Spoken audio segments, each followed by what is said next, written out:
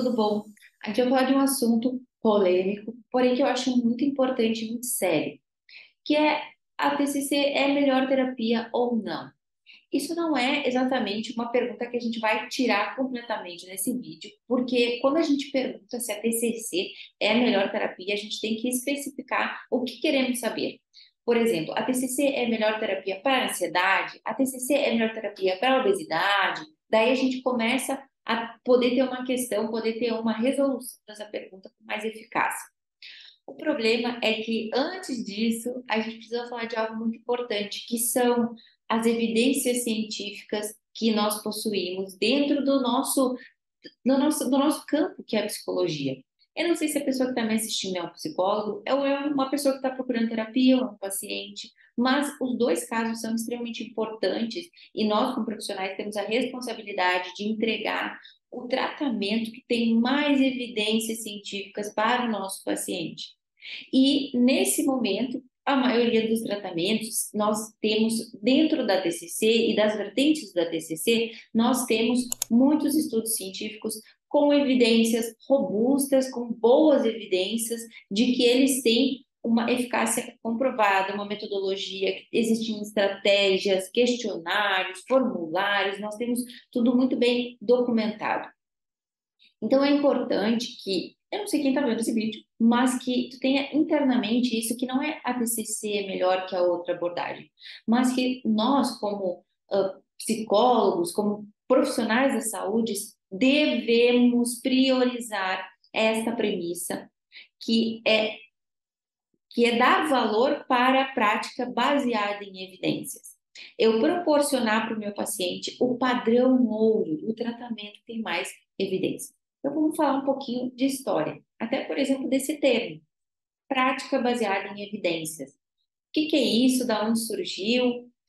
Se a gente for olhar historicamente, começou na medicina. A prática baseada em evidências é o profissional ter a liberdade e a autonomia de buscar o tratamento que tem a melhor evidência científica. Não é que tem evidência científica, mas é que tem a melhor evidência científica para tratar o seu paciente. Por que que se iniciou esse movimento? Porque, obviamente, existiam interesses de pesquisadores, de instituições, até de planos de saúde, associações, de poder oferecer o melhor tratamento para o teu cliente também que tenha um custo-benefício que faça sentido. A gente não oferecer qualquer coisa. Então, esse movimento acabou acontecendo. Dentro da psicologia foi um reflexo que a gente, no Brasil, está demorando um pouco ou está começando a se habituar um pouquinho, mas internacionalmente isso já é uma coisa bastante muito mais solidificada, porque não faz sentido a gente trabalhar com ignorando a ciência, né? Faz sentido com que a gente cada vez mais coloque ciência dentro da nossa prática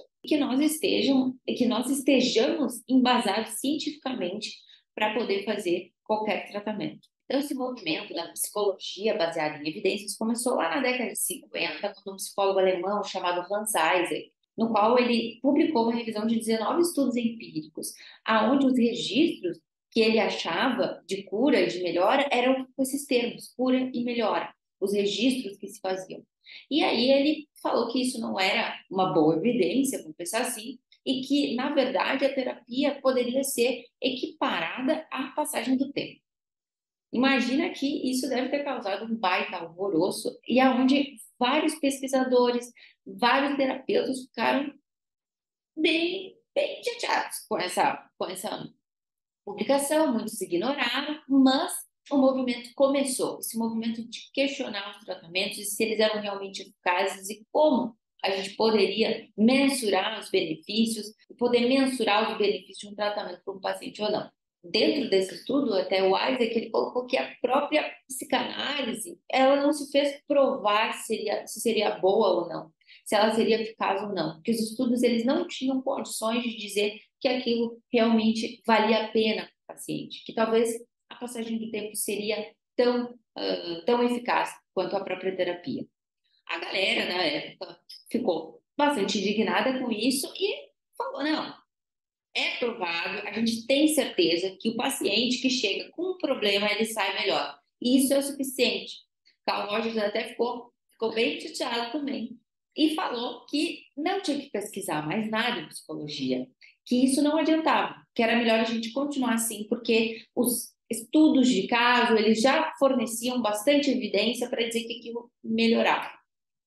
Lembrando, gente, até porque a gente estava começando a falar desse assunto, que um estudo de caso, ele não tem o mesmo peso que um ensaio clínico. Tá? Eu não tenho, um estudo científico ele não tem o mesmo peso que um estudo de caso. Estudo de caso, eu estou estudando um caso dentro da linha, por exemplo, da pirâmide da prática baseada em evidências, está lá no fim, tá lá na base. Um estudo de caso, gente, ele serve para levantar uma hipótese de alguma coisa, mas não é uma evidência sólida. Então, um estudo randomizado, um estudo clínico randomizado é a melhor evidência que a gente pode achar se for um bom estudo, tá? Mas o estudo de caso ele está lá no final da pirâmide.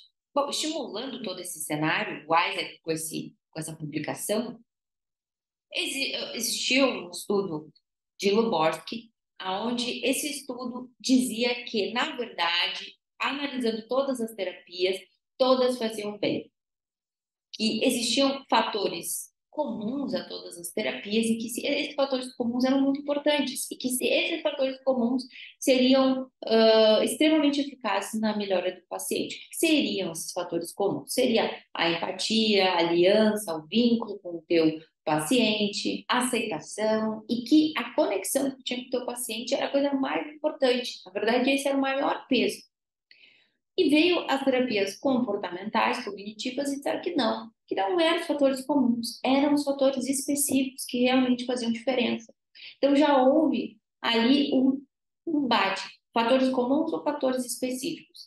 E a terapia cognitivo-comportamental foi atrás de descobrir isso. E hoje nós temos inúmeros estudos científicos e apenas, às vezes, estudos de caso ou estudos pouco eficazes, com pouco peso, vamos falar assim, para dizer que as outras terapias ou que. Vamos pensar assim, ó, porque a gente está pensando aquele aspecto que eu falei no início do vídeo. A gente tem que saber, a TCC é melhor, a TCC clássica é melhor para qual psicopatologia? Nós temos que fazer essa conexão. Mas de uma forma geral, que eu entendo que todo mundo está vendo esse vídeo, precisamos entender que muitas abordagens elas não possuem evidências, não possuem estudos bem feitos. Então, de um lado, a gente tinha ali o pessoal falando, não, estudos com. De um lado a gente tinha fatores específicos que são importantes, nos outros a gente tinha, não, os fatores comuns são importantes, todas as terapias funcionam, e é isso aí. Até essa situação foi conhecida como peredito de Dodô, achei uma informação bastante curiosa, bem engraçada, que é do Alice no País da Maravilha, é um termo usado lá, onde eles participam de uma corrida, todo mundo ganha no final, e aí faz referência, faz menção a essa situação. E falando dos fatores específicos, dentro da TCC, o que que seria isso? Primeiro, a gente tem um comportamento, uma queixa, um sintoma, um transtorno, uma coisa alvo para tratar. A gente tem que ter um ponto. Dois, tem que ter uma explicação teórica. Dentro da terapia, a gente fala de um comportamento respondente, que é quando isso acontece, aquilo acontece. A gente tem que ter alguns fatores ali, algumas coisas que se relacionam. O 3, que existe um mecanismo dentro da abordagem para a gente tirar aquele sintoma, para a gente fazer alguma coisa com aquilo. Então, existe dentro da abordagem um comportamento, existe uma técnica ali no meio para fazer isso. A gente vai para o nosso quarto, que por causa disso, a gente tem um tratamento, a gente tem um plano de ação, porque a gente bateu esses critérios ali, então a gente tem um plano de ação, mediante a todos esses critérios que falamos aqui. E aí a gente vai para o último critério, que por conta de tudo isso que foi feito, a gente tem a melhora desse paciente. A gente tem uma remissão de sintomas desse paciente. Por que que eu falo isso? Porque eu dizer que uma pessoa se beneficiou de um tratamento sem saber que ela passou por todos os processos desse tratamento, eu não posso dizer que isso é verdadeiro. Porque eu dizer que o paciente, sou terapeuta cognitivo comportamental, o paciente veio me veio 2 vezes. Eu não apliquei nenhuma das estratégias que nós temos, nenhuma reestruturação cognitiva, nenhuma psicoeducação eu acabei fazendo, não fiz nenhum plano de ação, não fiz nenhuma conceitualização, não fiz nada. Nesse momento, eu não posso dizer que o paciente ele melhorou por causa da minha terapia. Ele já estava melhorando, ou Não sei, sei o que aconteceu, mas eu não apliquei nada nele. Como é que eu vou dizer que minha terapia melhorou? Como é que eu vou dizer que meu tratamento fez ele melhorar?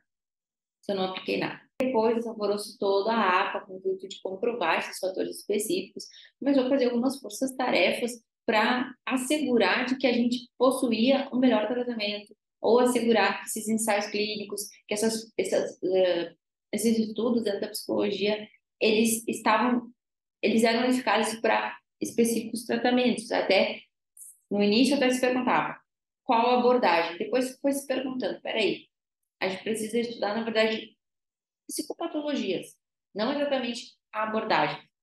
E aí foi se instaurando, e nós temos até hoje, você pode pesquisar, lá existe o acompanhamento das terapias, dos estudos e tudo mais. Então a gente passou por essa história.